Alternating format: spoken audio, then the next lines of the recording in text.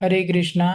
तो पिछली बार हमने चर्चा किया था कि भगवान जो है अ, किस तरीके से शक्टासुर का भगवान ने उद्धार किया। तो थोड़ा सा रिकैप कर लेते हैं कि जो उत्कर्ष था अ, उसको श्राप दिया था लोमस ऋषि ने। फिर अभी वो इधर आया तो उसने शकड़े पे बैठ के, क्योंकि वो शकड़े पे सवार हो गया शकट के ऊपर, तो उसका नाम हो गया शक्टासुर। और फिर शकट को नीचे दबाने लगा, है ना। तो शकट धंसने लगा अंदर, तो बच्चे जो है वो साइड में हो गए। और फिर श्री कृष्ण ने जो है अपने एकदम नाजुक से चरण कमल केवल स्पर्श किया और शकट जो है पूरा उछल कर आसमान में बहुत ऊपर चला गया। और फिर पूरा रोल होके नीचे गिरा, और ऐसे गिरा कि मतलब पता ना चले, इतने टुकड़े हुए थे कि पता ही ना चले कि क्या चीज था ये ओरिजिनली। उसको असेंबल करना इम्पॉसिबल है, इतने टुकड़े होके बिखर गया। और उसके ऊपर जो दूध दही घी मक्खन जो सारी चीजें रखी थी वो भी सब बिखर गए, सारे बर्तन टूट फूट गए, और पूरा वहां सब दूध दही मक्खन का कहते हैं ना तालाब बन गया ऐसे। तो अभी आगे बढ़ते हैं कि यशोदा जी जो है वो देखते ही मूर्छित हो गए, सब इकट्ठा हो गए कि भाई क्या इतना बड़ा आवाज हुआ, क्या हुआ।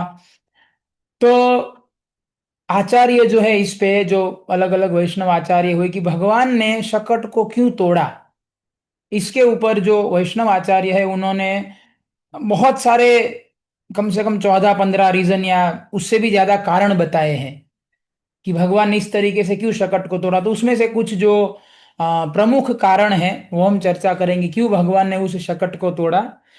तो सबसे पहला कारण है कि भगवान जो है वो सोच रहे थे, शकट के नीचे थे ना, अब शकट के ऊपर क्या था, दूध दही घी, तो रस है ना, ये रस है मतलब जिससे हमारे जीवन का भी पोषण होता है, शरीर का भी। तो ये रस कहा गया है इसको, दूध दही घी मक्खन को शास्त्र में। तो भगवान सोच रहे थे कि ये मेरे ऊपर कौन सा रस आके बैठा है। भगवान बोले सारे रसों का सागर तो मैं हूं, है। Krishna is the reservoir of of all pleasures. जितने भी आनंद है जितने भी पूरे क्रिएशन में, वो सारे आनंद का स्तोत्र कौन है, कृष्ण से ही सारे आनंद निकलते हैं। तो भगवान बोले सारे रसों का सागर तो मैं हूं, अब मेरे ऊपर कौन सा रस है ये, है। भगवान बोले हटो मेरे ऊपर से, मेरे ऊपर कोई रस नहीं है, मैं ही सबसे सारे रसों का उद्भव स्थान हूं। इसलिए भगवान ने ऊपर से हटा दिया उसको, बोले हटो यहां से, तोड़ दिया उसको। फिर दूसरा कारण है, आचार्य बताते हैं कि वो शकट के अंदर जो रखा था, जो माल सामान दूध देगी, वो कंस राजा था ना, तो कंस को टैक्स देना पड़ता था। जैसे अभी हम सरकार को टैक्स भरते हैं ना, तो ये टैक्स उस समय भी था। पर उस समय टैक्स इस तरीके से दिया जाता था, दूध दही घी ये सब, क्योंकि ग्वाले थे ना ये सब, तो ग्वाले के पास क्या पैसा तो कमाएंगे नहीं वो लोग, यही होगा उनके पास। तो वो लोग टैक्स के रूप में दूध दही घी सब सप्लाई करते थे कंस को। तो भगवान सोचे भाई ये मेरा गोकुल है, और मेरे गोकुल का जो ये अमृत रस है वो कंस को क्यों जाएगा, राक्षस है वो उधर क्यों जाएगा। तो वो कंस का जो हिस्सा था वो भगवान ने बोले इधर ही बहा दिया, मतलब बोले मेरा गोकुल भूमि का जो रस है गोकुल में ही रहेगा, वो राक्षस को कुछ नहीं मिलेगा। इसीलिए भी भगवान ने तोड़ दिया उसको। एक और कारण बताते हैं ये सनातन गोस्वामी, कि ये जो शकट है ना, जैसे हमारी 5 ज्ञानेंद्रिया है हमारे पास, और 5 कर्मेंद्रिया है, ये आंख कान नाक वगैरह हाथ पैर ये सब है ना, 10 इंद्रिया पूरी। तो ये जो है ना, ये शकट उसका प्रतीक है, शकट मतलब जड़। तो शकट उस इंद्रियों का प्रतीक है और भगवान उसके नीचे थे। तो भगवान ये बताना चाहते थे कि ये जीव जो है, मतलब हम सब लोग हैं, ये 10 इंद्रियों के कारण, 5 ज्ञानेंद्रिया 5 कर्मेंद्रिया, इसके कारण हम भी इस जन्म मृत्यु के चक्कर में दबे हुए हैं। जैसे भगवान शकट के नीचे थे ना, दबे हुए, ऐसे दबे हुए नहीं थे पर ऐसा नीचे थे ना ऐसे। तो भगवान ऐसे बता रहे कि तुम लोग भी नीचे हो इसके, क्या, ये जन्म मृत्यु के चक्र में। तो भगवान ने चरणों से तोड़ा उसको, हाथ से भी चाहे तो तोड़ सकते थे, भगवान हाथ लगा देते ऊपर तो भी वो तो टूट जाता, भगवान ने हाथ नहीं चरण लगाया। तो उससे भगवान ने क्या मैसेज दिया कि देखो आप लोग जो जन्म मृत्यु के चक्र में फंसे हो, अगर आप लोग भी मेरी शरण में आते हो, मेरी शरण ले लेते हो, तो बोले एक लात मारूंगा, जैसे एक लात में शकट को उड़ा दिया ना, बोले एक लात मारूंगा तुम्हारा जन्म मृत्यु का चक्र 0-0 हो जाएगा, मतलब तुम्हें वैकुंठ बुला लूंगा मेरी एक लात में। इतना पावरफुल हूं भगवान बोले मैं, कि मैं तुम्हारा करोड़ों करोड़ जन्मों का जो ये चक्र चल रहा है उसको मैं खत्म कर सकता हूं। पर हाँ, मेरी मेरी शरण लेनी पड़ेगी, मेरे चरणों में आना पड़ेगा, तब होगा, वरना नहीं होगा। इस तरीके से। फिर एक और कारण है जो जो आप सब भी जानते हैं कि लोमस ऋषि ने भाई श्राप दिया था ना, सॉरी, वरदान दिया था ना, कि भाई भगवान तेरा उद्धार करेंगे। वो सकड़े के ऊपर आके बैठा था। तो भगवान को, लोमस ऋषि भगवान के भक्त थे, तो उनकी रक्षा, उनके वरदान है उसको सत्य करने के लिए, उनकी रक्षा करने के लिए भगवान ने वो तोड़ा। एक और कारण है कि भगवान रो रहे थे, सुना था ना पिछली बार, कि रो रहे थे, अब जसोदा जी आ नहीं रही है, अब भगवान को दूध पीना था।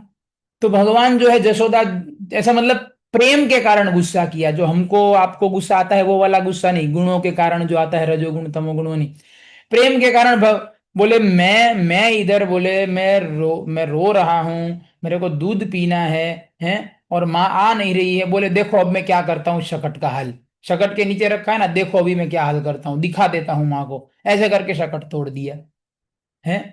फिर जो है एक और कारण है, भगवान शकट के नीचे बैठे बैठे सोच रहे थे, बोले क्या बेइज्जती है, मतलब बोले कुछ तो रिस्पेक्ट होना। अब देखो ये फेस्टिवल सारा क्यों हो रहा था, किसके लिए हो रहा था, कृष्ण के लिए, उनका नक्षत्र पूजा था, बर्थडे था, और दूसरा उन्होंने करवट बदला, उत्थापन लीला। अब सारा का सारा उत्सव इसके लिए किया जा रहा है, कृष्ण के लिए, है ना, सारा उत्सव उसके लिए है। और जो मेन व्यक्ति है जिसके लिए उत्सव है, उसको पार्किंग में बैलगाड़ी के नीचे डाल दिया। भगवान बोले व्हाट इज दिस, मेरा उत्सव है और मेरे को पार्किंग में, पार्किंग मतलब जो भी कहो, क्या कहते हैं, आंगन घर का, साइड में धकेल दिया और सब मौज उड़ा रहे हैं उधर। बोले जन्मोत्सव है, अरे भाई जन्मोत्सव है, वो आदमी किधर है, वो उसको तो शकट के नीचे थे, ऐसा थोड़ी होता है। इसीलिए भी भगवान ने तोड़ दिया शकट। फिर एक और कारण है कि आप देखो भगवान को साइड में रख के, मतलब ब्रजवासियों का ऐसा भाव नहीं था, ब्रजवासी के लिए तो कृष्ण ही सर्वस्व थे, कृष्ण के लिए ही उनका जीवन था। पर ये एक शिक्षा देते हैं आचार्य कि भाई सब लोग उत्सव में लग, जसोदा जी क्यों गई, भाई मुझे सब गेस्ट आएंगे उसको रिसीव करना है, उनका गिफ्ट लेना है, गिफ्ट दे, मतलब दुनियादारी। तो दुनियादारी के लिए कृष्ण को छोड़ के चले गए हैं। तो इसीलिए भगवान जो ये मैसेज देना चाहते हैं कि अगर घर पे कोई उत्सव हो, कुछ फेस्टिवल हो, तो सबसे मुख्य भगवान होने चाहिए उस उत्सव में, और सारा भगवान केंद्र में होने चाहिए उस उत्सव के। हैं, अब इधर तो भगवान ने ही साइड को कर दिया। तो भगवान बोले, ऐसे तो एक संदेश दिया भगवान ने कि भी आप अपने जीवन में कुछ उत्सव कुछ करते हो, तो मेरे को केंद्र में रखो, क्यों, तुम्हारा भला होगा, मेरे को तो ऐसा कोई फर्क नहीं पड़ता केंद्र में रखो नहीं रखो, मतलब भगवान थोड़ी हमारे सम्मान के भूखे हैं। कई लोग कहते हैं भगवान को हमारे प्रणाम चाहिए, अरे भाई तेरे जैसे करोड़ों आए गए हैं, भगवान को तेरे प्रणाम नहीं चाहिए। तुम प्रणाम करोगे, इससे तुम्हारा कल्याण होगा, तुम्हारा उद्धार होगा, इसीलिए भगवान गीता में बोले क्या, भाई मेरे को प्रणाम करो। क्यों, क्योंकि यमराज यमदूतों को बोल रखे हैं कि भाई जिसका सिर विष्णु के सामने झुकता है ना, उसको छूना मत। ये यमराज का ऑर्डर है यमदूतों को। तो भगवान हमारा भला करने के लिए बोलते हैं कि भाई मेरी पूजा करो, मेरे प्रणाम करो। है, हमारी पूजा क्या करेंगे भगवान, हम क्या ही पूजा कर सकते हैं उनकी, है, हम क्या ही प्रणाम करेंगे उनको, शिव जी ब्रह्मा जी जैसे बड़े बड़े देवता उनके चरणों में नतमस्तक होते हैं, और हमारे प्रणाम की भीख मांगेंगे वो भगवान। तो ऐसा पूछ रहा था एक बार एक प्रभु जी, इसलिए याद आ गया तो बता रहा हूँ कि भगवान को हमारे प्रणाम की, हमारी पूजा की, हमारे 56 भोग की कोई जरूरत नहीं है। वो अपने आप में पूर्ण है, उनको किसी की जरूरत नहीं है, हमारी नहीं, किसी की जरूरत नहीं है। वो अपने आप में पूर्ण व्यक्ति है। पर वो फिर भी कुछ करने के लिए बताते हैं, तो उसमें हमारा भला होता है, हमारे भले के लिए वो बताते हैं, है ना। तो ये बात हमें हमेशा समझना चाहिए। तो भगवान ने बताया उत्सव वगैरह होता है तो भगवान को हमें केंद्र में रखना चाहिए। आजकल आप देखो, हम किसी घर पे जाएंगे तो क्या होता है, भगवान का मंदिर कहाँ रखते हैं, बिल्कुल साइड वाले कमरे में, बिल्कुल पता नहीं कबाड़ के नीचे सब दबा हुआ कहीं पे, वहां पे भगवान का छोटा सा मंदिर रखते हैं। अब उसमें साफ सफाई कब हुआ था लास्ट में वो भी पता नहीं है। ऐसे मतलब हम लोग संकीर्तन जाते हैं ना सोसाइटी में घर घर, तो ये तो आंखों देखा बात बता रहा हूँ कि मतलब भगवान के मंदिर का कोई इज्जत ही नहीं है, घर के एकदम कोने में एकदम गंदा बस रखा है, बोले हाँ मंदिर है हमारा, ऐसे नहीं। और टीवी, टीवी सबसे मेन रूम में बिल्कुल एंट्री करते ही बड़ा सा फ्लैट स्क्रीन टीवी, जिसमें पूरा दुराचार शराब व्यभिचार सब दिखाते, वो बिल्कुल सेंटर पे है, और भगवान बिल्कुल कोने में। तो ऐसा नहीं होना चाहिए। भगवान, हमारे घर का जो सबसे बेस्ट जगह है, सबसे मुख्य जगह है, वहां पे ही मंदिर होना चाहिए, क्योंकि भगवान घर के मुख्य व्यक्ति है। हैं, तो वो वहां पे भगवान होने चाहिए। ये आदर्श है, आप करे नहीं करे आपके ऊपर है, पर मैं आदर्श चीज आपको बता रहा हूँ कि ऐसा होना चाहिए। तो आगे बढ़ते हैं इस लीला में। तो अब जो है जशोदा जी तो बेहोश हो गए, पूरा का पूरा मूर्छित हो चुके थे। अब सवाल ये होता है कि जब सकट, वो तो भगवान को झूले में बांधा था ना सकट के नीचे, तो सकट के साथ ही तो बांधा था। अब सकट ऊपर गया तो भगवान भी तो ऊपर जाने चाहिए ना उसके साथ, क्योंकि उसके साथ ही तो बंधे हुए थे भगवान। भगवान तो बोले उधर ही पड़े, भगवान तो ऊपर गए ही नहीं पालने के साथ, तो वो कैसे हो गया? तो क्या हुआ था, भगवान तो सब जानते हैं ना, भगवान तो सर्वज्ञ है, उनको सब पता है क्या होने वाला है, आगे क्या लीला करना है। तो उसमें हुआ ऐसा कि जब जसोदा जी वो पालना बांध रहे थे ना सकट के साथ, ऐसे गांठ लगा रहे थे पालने की, पालना समझते हैं ना, जिसमें बच्चा झूलता है, दोनों साइड डोरियां होती है, उसको बांध देते हैं किसी सपोर्ट के साथ। तो जब जसोदा जी वो सपोर्ट के साथ बांध रही थी, अब कृष्ण इतने सुंदर है देखने में कि जसोदा जी का चेहरा हटता ही नहीं कृष्ण के चेहरे के ऊपर से, वो कृष्ण को ही देख रही थी। तो अभी क्या हुआ, जसोदा जी इधर पालने में कृष्ण का चेहरा देख रही है और उधर ऐसे ऐसे बांध रही है, समझ रहे ना, ऊपर शकट को ऊपर ऐसे ऐसे बांध रही है। ध्यान उसका है ही नहीं, गांठ लगाने के ऊपर ध्यान नहीं है, ध्यान कृष्ण के चेहरे पे है, उनके सुंदर से। तो इसलिए जसोदा जी जो गांठ लगाया था ना, वो गांठ ढीला था, एकदम ढीला ढाला गांठ लगाया था। तो जैसे ही भगवान ने चरण उधर मारा और गांठ, दोनों गांठ खुल गई, क्योंकि ठीक लगाई नहीं थी जसोदा जी ने, और फिर चेक भी नहीं किया उसका चेहरा देखने के उसमें, वो तो चली गई। तो दोनों गांठें खुल गई। अब कृष्ण कितने ऊपर थे जमीन से, 5 उंगल, 4 या 5 उंगल। अब इतने ऊपर से कोई नीचे गिरेगा तो थोड़ी कुछ मतलब कुछ होगा। तो भगवान जमीन से 5 उंगल ही ऊपर थे। तो जैसे ही दोनों गांठ खुल गई, पालना नीचे गिर गया और वो शकट चला गया ऊपर। अब जब ये भयानक आवाज हुआ तो सब लोग इकट्ठा हो गए, और वहां रोहिणी देवी जो है भागती भागती आई, और उन्होंने लाला को उठाया और देखा तो जसोदा जी तो मूर्छित है पूरा, और डर से कि मेरा लाला भी गया सकट के साथ, कुछ हो गया, अहित हो गया। तुरंत जसोदा जी को फिर होश में लाए, लाला को जो है जसोदा जी के गोद में दिया। और जैसे ही कृष्ण को जसोदा जी की गोद में दिया, जसोदा जी ने कृष्ण का एक एक अंग, नख से लेके सिख तक, एक एक अंग जसोदा जी ने ऐसे, मतलब कहते हैं ना माइक्रोस्कोप से जैसे चेक करेंगे ना, बिलोरी मैग्नीफाइंग ग्लास लेके ऐसे चेक करी जसोदा जी। कान्हा को कुछ हो तो नहीं गया, कुछ छिल तो नहीं गया, कुछ टूट तो नहीं गया, कुछ तो। बड़ी चिंता में, क्योंकि इतना बड़ा दुर्घटना हुआ है भाई, मेरा लाला तो ठीक। और फिर कान्हा जो है वो तो क्या, उनको तो दूध पीना था है। तो फिर से वो तो जसोदा जी ने उनको दूध पिलाना शुरू कर दिया और भगवान शांत हो गए, दूध पीने लगे, है ना। और ऐसा कहा जाता है कि अगर बच्चा जो है शांति से माँ का दूध पी रहा है, मतलब बच्चा स्वस्थ है, उनके शरीर में कोई कष्ट नहीं है, कोई दुख नहीं है। तो कृष्ण एकदम अच्छे से दूध पीने लगे, तो जसोदा जी समझ गए भाई इसको कुछ नहीं हुआ है, ये सेफ है, टोटली 100% सेफ। अब इधर ये जो ग्वाल बाल, उसमें सब पंडित लोग थे, ब्राह्मण थे, सब सीनियर गोप थे, सब थे, वो सब विचार कर रही कि आखिर ये घटना हुआ कैसे। क्योंकि वो इतना भारी शकट था, पूरे गोकुल में पता था कि इसको हिलाना ही इम्पॉसिबल था, एक दो लोगों से, मतलब टूट कैसे गया ये। तो देखा कोई कोई पागल हाथी घुस गया था क्या आंगन में, तो देखा नहीं, कोई हाथी, हाथी अता पता ही नहीं है, कोई हाथी नहीं है। बोले कोई सांड, जो बड़े बड़े सांड होते हैं ना, वो लड़ते हैं, कई बार आपने देखा होगा सांड लड़ते हैं। तो बोले सांड लड़ते लड़ते टकरा गया, या सांड ने उड़ा दिया। बोले सांड क्या उड़ाएगा, 4 जोड़ी बैल तो इसको खींच रहे थे, तब तो हिलता था ये, है अकेला सांड क्या इसको उड़ाएगा, और वो भी ऐसा भारी भयंकर तोड़फोड़। फिर देखा कोई साइक्लोन तो नहीं आया, कई बार साइक्लोन आता है तो उड़ जाती है चीजें, टूट फूट जाती है। बोले साइक्लोन कहां से आएगा, दिख नहीं रहा कहीं, साइक्लोन आएगा तो बाकी चीजें भी उड़ेगी ना, तो कुछ नहीं है, सब सेफ है। बोले कोई इंसानों ने तोड़ दिया होगा, इधर उधर बदमाश आदमी घुस गए होंगे। बोले बदमाश आदमी दो चार घुस के क्या करेंगे, 100 लोग मिलके ये सकट को हिलाते थे, 100, 50, 80, 100 लोग चाहिए होते थे तब तो ये सकट हिलता था। बोले दो चार लोग आके क्या ही इसको तोड़ेंगे।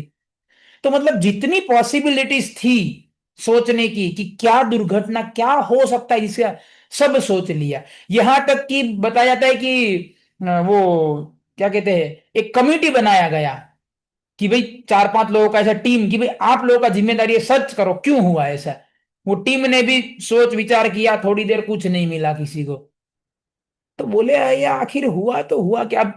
अब वो जो छोटे बच्चे थे ना, स्तोक कृष्ण, विशाल, अर्जुन, वो सब तो वही थे, वो तो देखे है क्या हुआ है। तो वो देख रहे कब कि अब उन सब की उम्र कितनी है, सब कोई 1 साल का है, कोई 1.5 साल का, कोई 2 साल का, सब 3 साल से नीचे वाले। इतने छोटे छोटे बच्चे हैं वो। अब वो कब के देख रहे हैं कि भाई ये सब सोच रहे हैं, कारण ढूंढ रहे हैं, इन्वेस्टिगेशन कमेटी भी लगी हुई है, किसी को पता चल नहीं रहा है। बोले हम देखे है ना क्या हुआ। तो वो जाग गए उधर जो चर्चा कर रहे थे, बोले हम बताए क्या। तो वो लोग जो, अब सोचो आधे घंटे, 1 घंटे, 2 घंटे, सब समय उसमें नहीं लिखा है पर लगे हुए थे मतलब कई समय से। तो वो लोग बच्चों की ओर देखे और बोले भाई तुम लोग बताओगे हमको, हम इतने सीनियर, हमारे बाल कहते ना बाल पक गए, हमको इतना अनुभव, हम ढूंढ रहे हमको नहीं मिला, तुम लोग बताओगे क्या हमको। बच्चे बोले हाँ बिल्कुल बताएंगे, हमने देखा क्या हुआ। तो वैसे तो लोग मजाक में उड़ा दिए, पर कोई बोला हाँ बता दो भाई, बताओ बताओ क्या हुआ बताओ। तो वो बच्चे जो है ना, भागते भागते वो जो बाल कृष्ण दूध पी रहे थे ना माँ की गोद में, उधर पहुंच गए। उधर जाके श्री कृष्ण की ओर उंगली नहीं किया, श्री कृष्ण के दोनों चरण दिख रहे थे। तो राइट चरण जो था ना, राइट लेग, उसके उधर उंगली करके दी, बोले इसी ने किया। राइट लेग को दिखा के बोल रहे क्या, इसी ने किया। ये जो राइट चरण है ना, बोले ये जो है वो शकट को टच किया और शकट चला गया। अब कौन मानेगा बताओ ये बात है।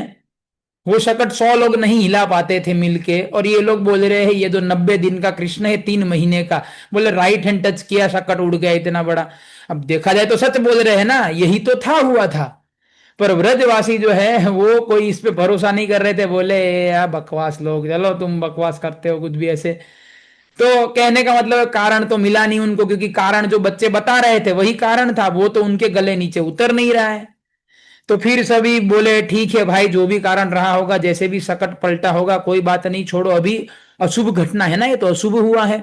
तो बोले अभी स्वस्ति वाचन करेंगे, ये सब करेंगे, है ना। तो ब्राह्मण लोग तो उपस्थित ही थे वहां पे, सब स्वस्ति वाचन किया गया, शुद्धिकरण किया गया, ये वो सब ऐसे करके वो दिन गया। अभी जो है ये 90वें दिन पे घटना हुआ था, अप्रोक्सीमेटली 3 महीने पे।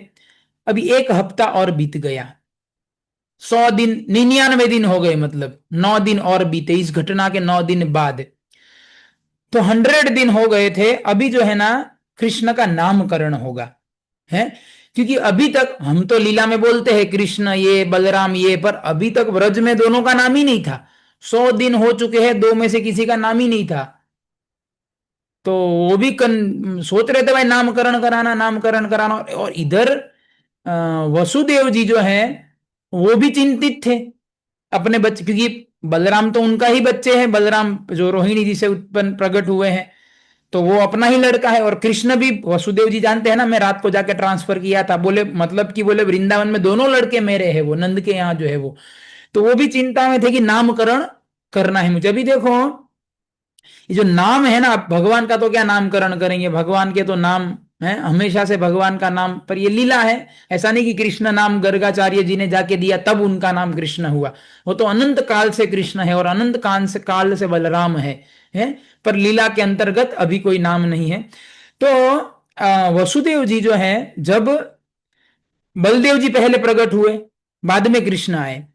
तो जब ये प्रकट हुए बलदेव जी, रोहिणी जी वहां रहती थी गोकुल में, जिनको थोड़ा इतिहास पता नहीं है, वसुदेव जी की ही पत्नी थे रोहिणी जी, हैं। वसुदेव जी को कुछ 14 पत्नियां थे, शायद 14 या 18 ऐसा कुछ है, क्योंकि वो क्षत्रिय थे ना, तो एक से ज्यादा शादी करना अलाउड था क्षत्रिय के लिए। तो उनकी सब पत्नियां अलग अलग, ये जब उनको जेल में डाल दिया गया देव की माँ के साथ, तो रोहिणी देवी जो थे उनको भेज दिया था उन्होंने इधर गोकुल में, नंद महाराज के पास। और रोहिणी देवी जो है वो गर्भवती थे उस समय पे। तो रोहिणी जी से प्रकट हुए बलदेव, तो वो तो पक्का था कि भाई बलदेव तो वसुदेव जी का ही लड़का है। तो जब बलदेव जी प्रकट हुए, तो वैसे वास्तव में अब आजकल तो क्या होता है कि जब माता प्रेग्नेंट होती है तो उसी समय लोग नामकरण कर देते हैं कि भाई लड़का होगा तो ये नाम रखेंगे, लड़की होगी तो ये नाम रखेंगे। वास्तव में ऐसा नहीं होता है, वैदिक विधि अलग है नामकरण करने का।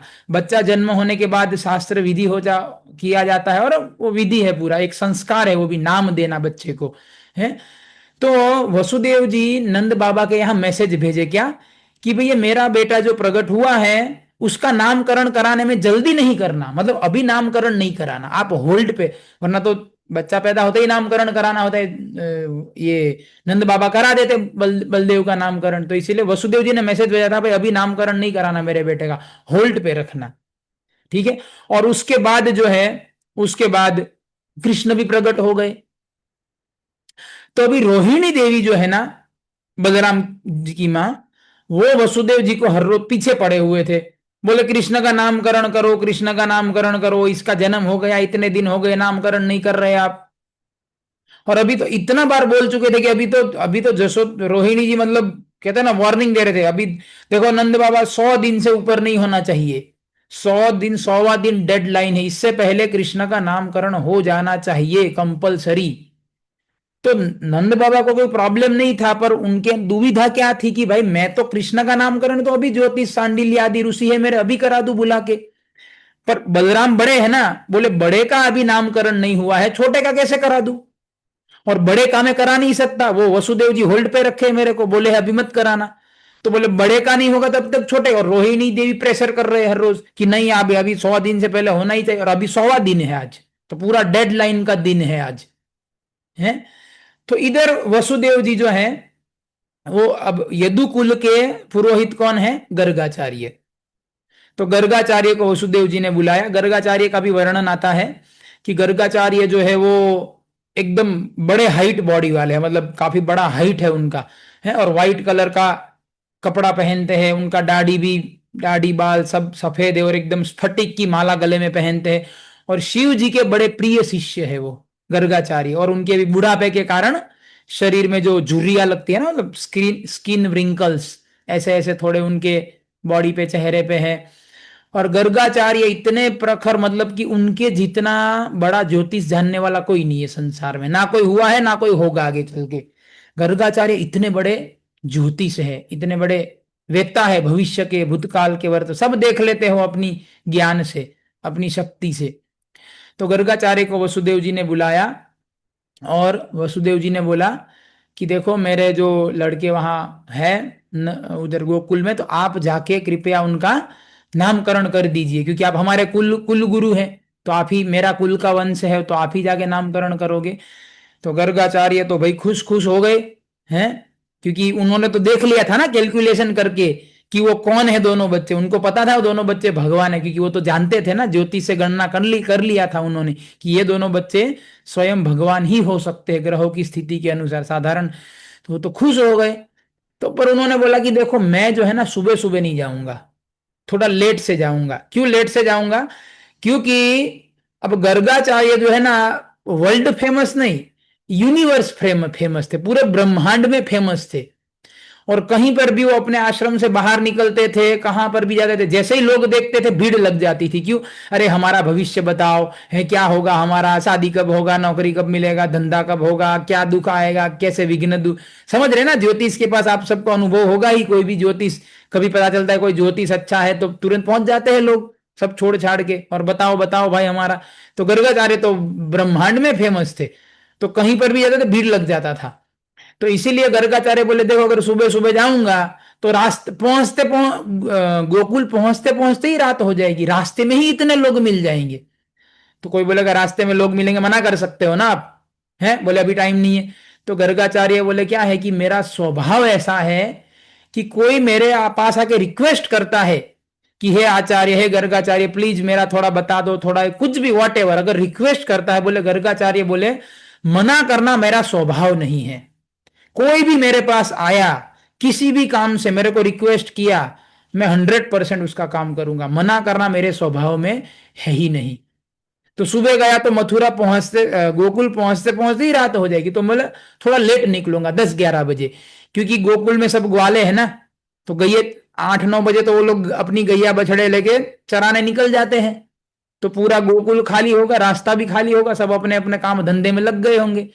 तो इसलिए गर्गाचार्य 10-11 बजे निकले थे मथुरा से, और 10 किलोमीटर मतलब बहुत छोटा डिस्टेंस है, पहुंच गए होंगे 1-2 घंटे में। वो तो सुपर पावर व्यक्ति थे भाई, उनको तो 1-2 घंटे भी क्या लगे होंगे।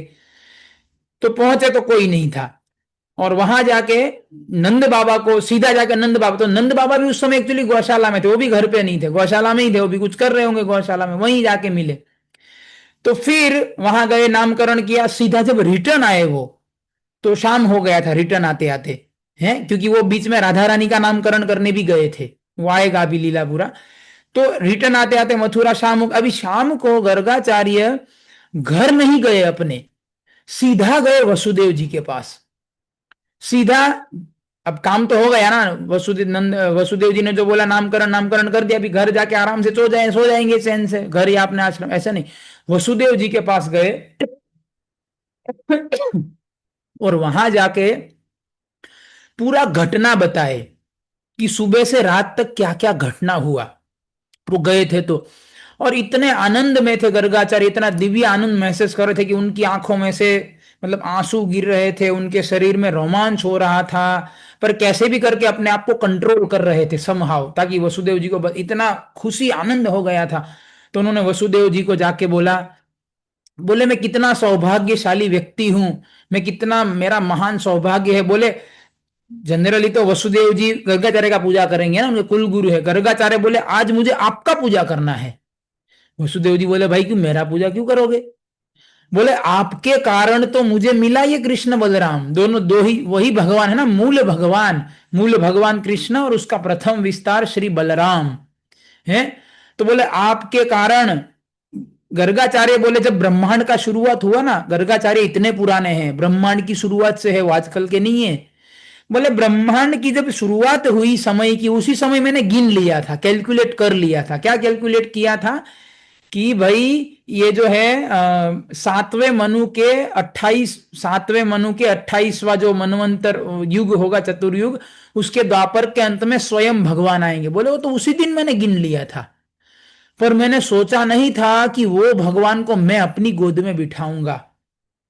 बोले वो क्या, मेरे बोले मेरा, बोले मेरे ब्रह्मांड की शुरुआत से हूं मैं, मतलब करोड़ों करोड़ साल पुराने हैं गर्गाचार्य।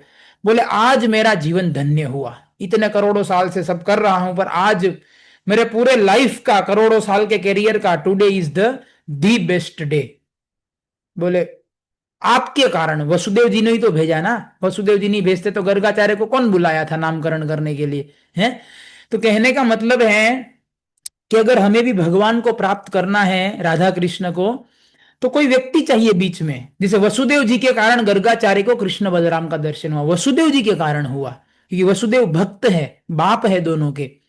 तो उसी तरीके से हम भी कोई प्रामाणिक गुरु की शरण लेंगे, उनसे अपने आप को जोड़ेंगे, तो उस गुरु के कारण हमें, है, गुरु कृष्ण प्रसादे पाए भक्ति लता बीज, कि कृष्ण की कृपा से गुरु मिलते हैं, प्रामाणिक गुरु, और फिर उस प्रामाणिक गुरु की कृपा से हमें कृष्ण मिलते हैं। अगर हम सीधा सोचेंगे मैं भगवान को प्राप्त कर लूंगा, तो वो संभव नहीं है। कोई चाहिए हमारे जीवन में, कोई भगवान का भक्त चाहिए, जिससे हमारा संबंध हम बनाए, और उस भक्त जो है उसके कारण भगवान हमें मिलेंगे। एक शिक्षा है इसमें से।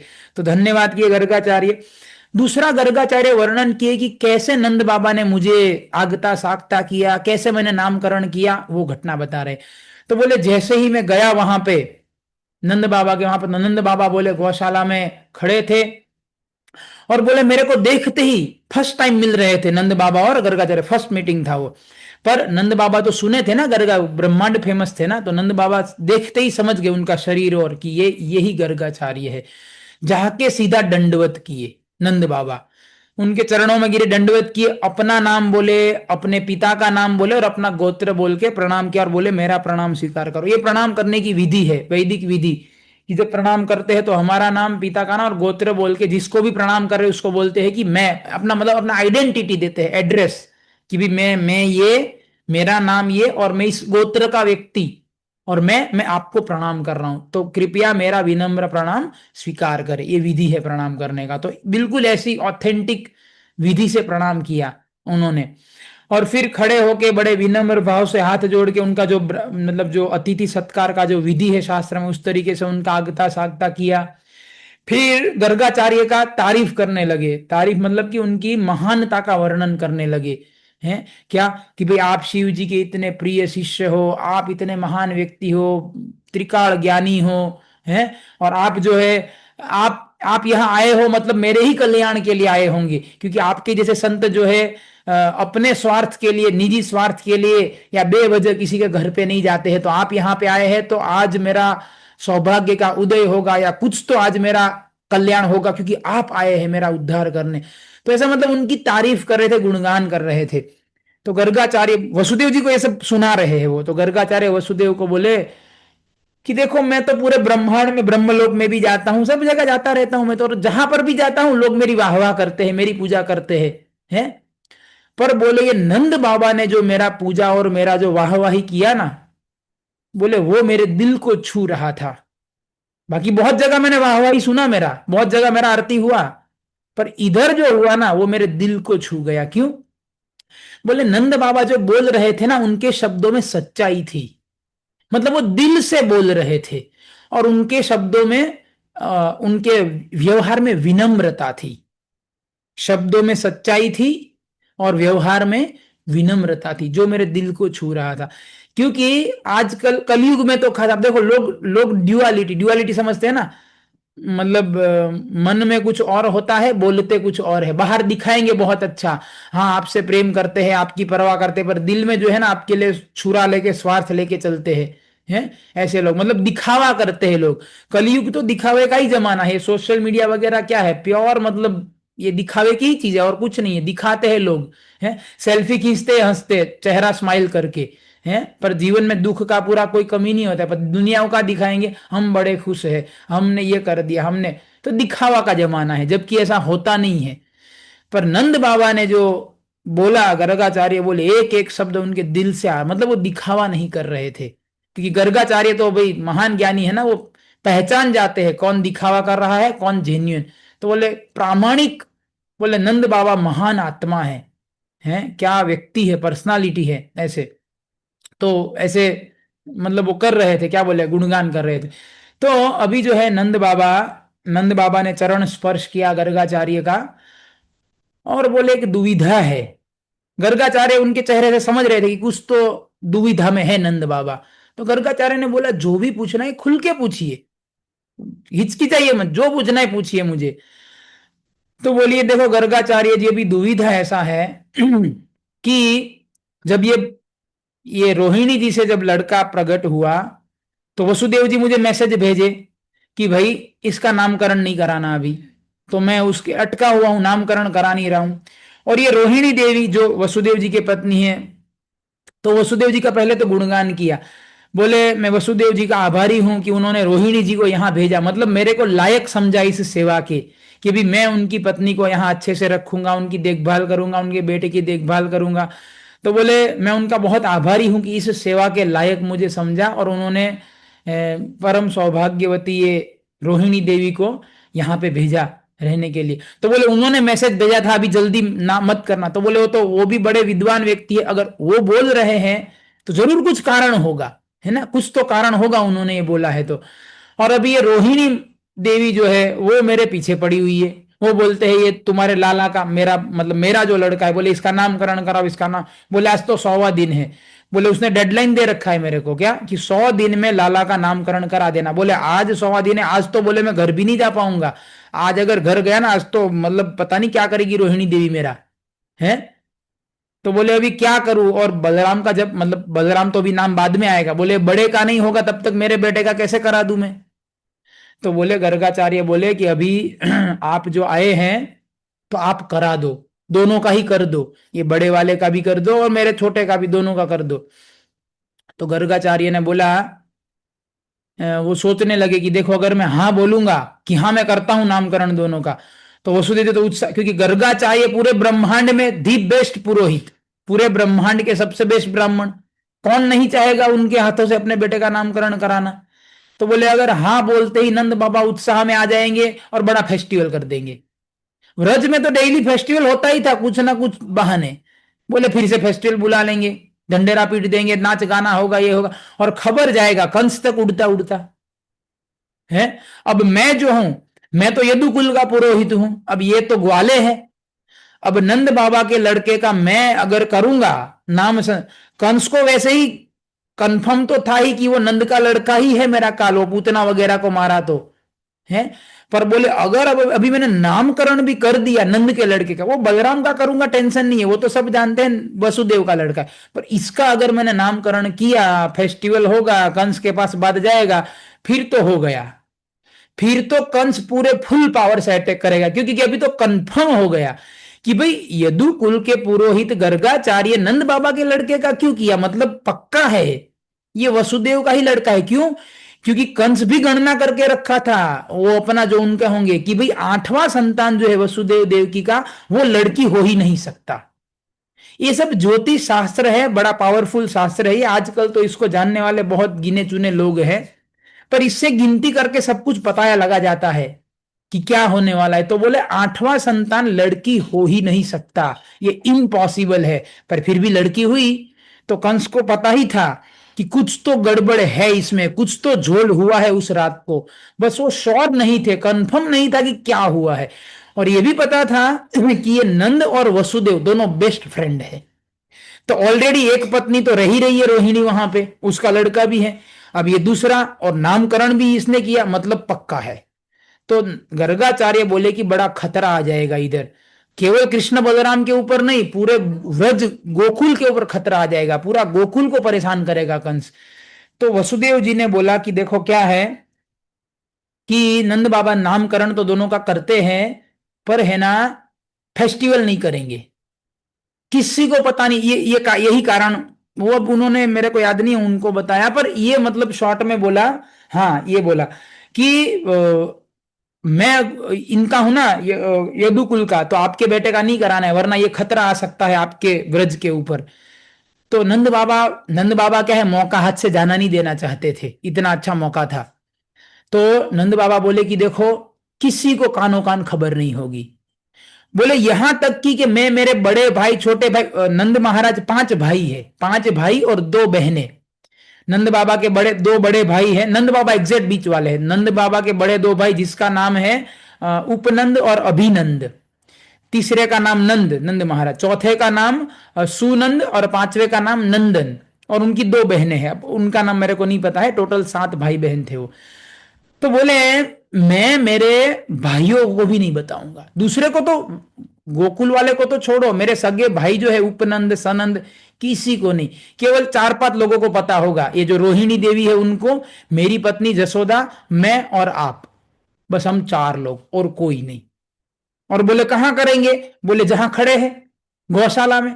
अभी गायें भी चरने गई हैं, सब ग्वाले भी, मतलब जो गौशाला में काम करते हैं, झाड़ू पोछा जो भी, वो सब भी गए हैं, पूरा गौशाला खाली है।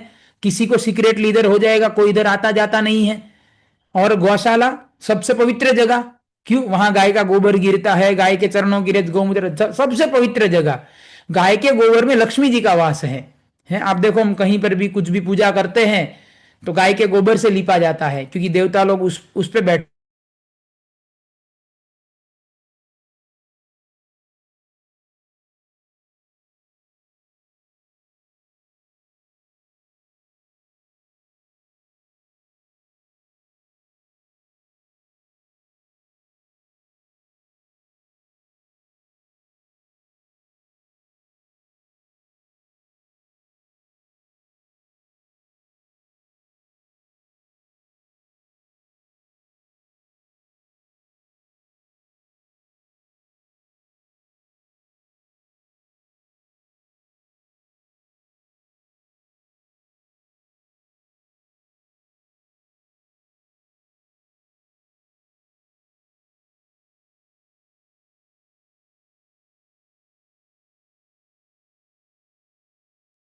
हरे कृष्णा, हरे कृष्णा, कृष्णा कृष्णा हरे हरे, हरे राम, राम राम हरे हरे। इंटरनेट शायद मेरा वाईफाई ब्रेक हो गया था, इसलिए चला गया था। तो बोले इधर ही कर देते हैं। तो सब तैयारियां की गई। और अभी जो है, अभी तैयारी तो हो गई है नामकरण की, पर अभी 9:30 भी हो गए हैं, 9:30। तो अभी नामकरण कल, कल रखते हैं। नामकरण आज करना था कवर, पर अभी हो नहीं पाएगा, टाइम हो चुका है, 15वां अध्याय भी पढ़ना है। तो कल हम चर्चा करेंगे कृष्ण का नाम, पहले बलराम जी का नामकरण होगा, फिर कृष्ण का नामकरण होगा, फिर रिटर्न में राधा रानी का भी नामकरण होगा। मतलब जब जा रहे थे रिटर्न, तो राधा रानी, और राधा रानी का भाई है सुबल, उसका भी, 4 का कल नामकरण होगा, है ना। तो कल आप सब, मेरा रिक्वेस्ट है आप सबसे, आप सब आइएगा, तो कल हम भगवान का नामकरण विधि संपन्न करेंगे, है ना। और अभी हम 15वां अध्याय पढ़ते हैं। तो मैं स्क्रीन शेयर ऑन कर रहा हूँ। एक मिनट।